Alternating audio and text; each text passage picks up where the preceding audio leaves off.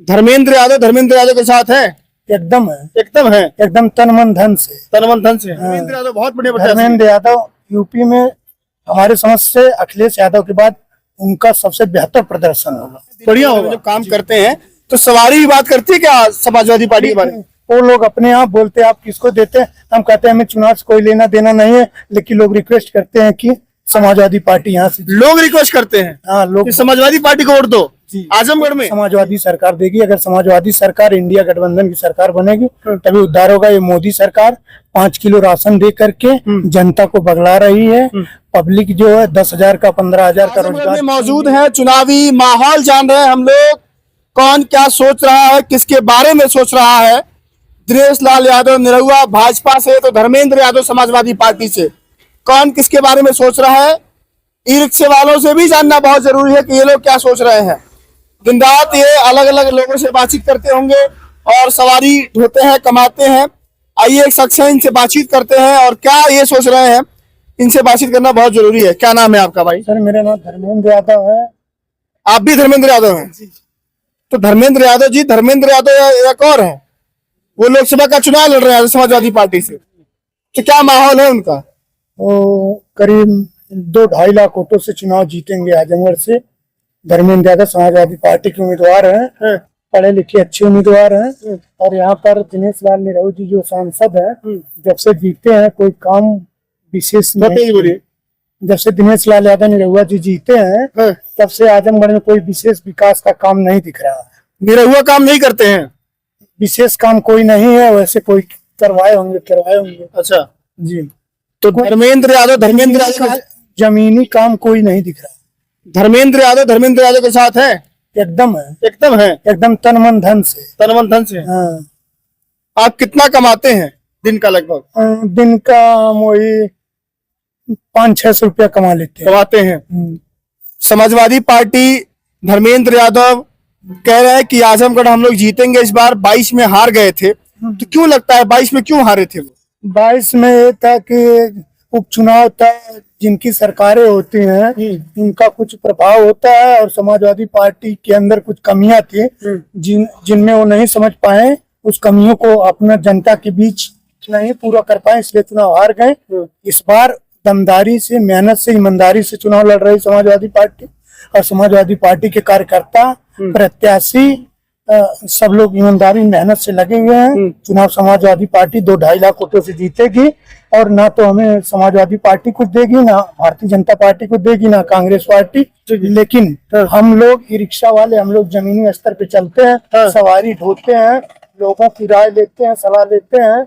लोगों का कहना आजमगढ़ से समाजवादी पार्टी के उम्मीदवार धर्मेंद्र यादव 2 से 2.5 लाख। अच्छा, मतलब दिन रात आप सवारी को ढोते हैं, दिन वगैरह में जब काम करते हैं तो सवारी भी बात करती है क्या समाजवादी पार्टी के बारे में? वो लोग अपने आप बोलते हैं आप किसको देते हैं, हम कहते हैं हमें चुनाव से कोई लेना देना नहीं है, लेकिन लोग रिक्वेस्ट करते हैं कि समाजवादी पार्टी यहाँ से। लोग रिक्वेस्ट करते हैं? हाँ, लोग समाजवादी पार्टी को वोट दो आजमगढ़ में। जी। अच्छा, माहौल इतना बढ़िया है? हाँ, समाजवादी पार्टी का माहौल बढ़िया है और केंद्रीय नेतृत्व प्रत्याशी यहाँ के लिए बहुत बढ़िया दिया है। बहुत बढ़िया जी। धर्मेंद्र यादव बहुत बढ़िया। धर्मेंद्र यादव यूपी में हमारे समझ से अखिलेश यादव के बाद उनका सबसे बेहतर प्रदर्शन होगा। बढ़िया होगा जी चुनाव में। क्या आज एक और सवाल है आपसे, आपने ये सिक्योरिटी गार्ड का ड्रेस पहन रखा है, ई रिक्शा भी चलाते हैं, साथ में आपके एक बैग भी है, क्या कहानी है इसके पीछे, थोड़ा बताइए। कहानी ये है कि हम लोग गरीब परिवार से हैं और ई रिक्शा लिए थे, फिर सिक्योरिटी गार्ड का इससे थोड़ा काम नहीं चल पा रहा था, परिवार लंबा है। अच्छा।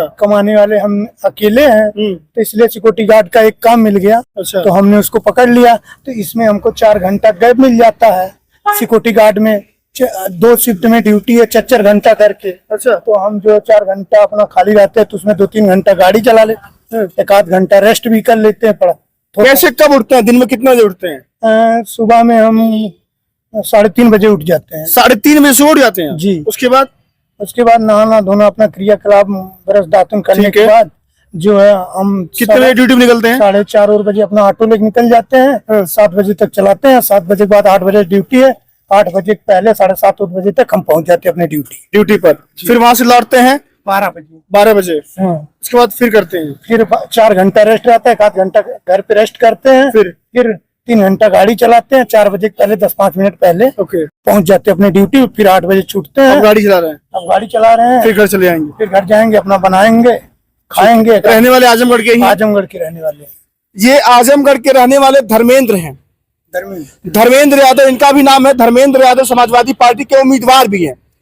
धर्मेंद्र को पारिवारिक जो मजबूरियां हैं आर्थिक रूप से उसको पूरा करने के लिए, परिवार लंबा है उसको पूरा करने के लिए सिक्योरिटी गार्ड के साथ साथ या ई रिक्शा चला करके भी परिवार का पालन पोषण करना पड़ता है। धर्मेंद्र यादव बता रहे हैं कि दिन में जब सवारियों को लेकर के इधर उधर जाते हैं तो सवारियां बात करती है आपस में, इनसे कहती भी है कि आप लोग भी समाजवादी पार्टी को वोट दीजिएगा। लगातार इनसे बातचीत हुई, क्या कहा इन्होंने आपने सुना, और भी कुछ बातचीत करते हैं। ये बताइए, मेरे साथ धर्मेंद्र है, बातचीत लगातार इनसे हो रही है। धर्मेंद्र कुछ अपील भी करना चाहेंगे क्या आप?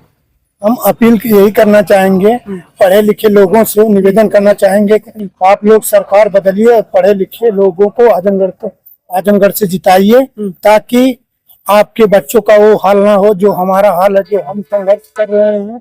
ये रिक्शा पढ़ाएंगे लिखाएंगे तो सरकारी नौकरी और अच्छी जगह नहीं नौकरी तो कौन देगी, कौन सरकार देगी? समाजवादी सरकार देगी। अगर समाजवादी सरकार इंडिया गठबंधन की सरकार बनेगी तभी उद्धार होगा। ये मोदी सरकार 5 किलो राशन दे करके जनता को बगला रही है। पब्लिक जो है 10,000 का 15,000 का रोजगार छीन ली है। लॉकडाउन लगा है, जब से कोरोना काल में कितनों का रोजगार गया है। सरकार ये आंकड़ा बताए कि तब से कितनों को रोजगार दी और कितनों का रोजगार गया है। हेलो, आपका कहना है कि सरकार अगर नहीं बदली तो बच्चे पढ़ लिख कर ई रिक्शा चलाएंगे? हाँ, हमारा कहना अगर सरकार नहीं बदली तो बच्चे पढ़ लिख कर भी ई रिक्शा चलाएंगे।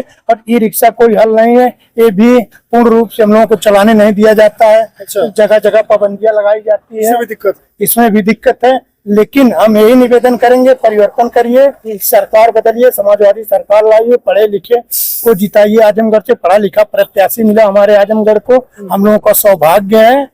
और अगर इस बार आजमगढ़ की पब्लिक से हमारी अपील है, अगर नहीं जीती तो फिर हमेशा के लिए दिक्कत। निरहुआ जी वो उनके आगे टिक नहीं पाएंगे, क्योंकि जनता में उन्होंने टाइम नहीं दे पाए और ना तो उतना काम कर पाए। एक जमीनी कोई काम नहीं। आप सबका बहुत बहुत धन्यवाद। अभी बताइए हमको कैसे मिलेगा? मैं बता दूंगा कैसे मिलेगा आपको, वीडियो में बता दूंगा आपको।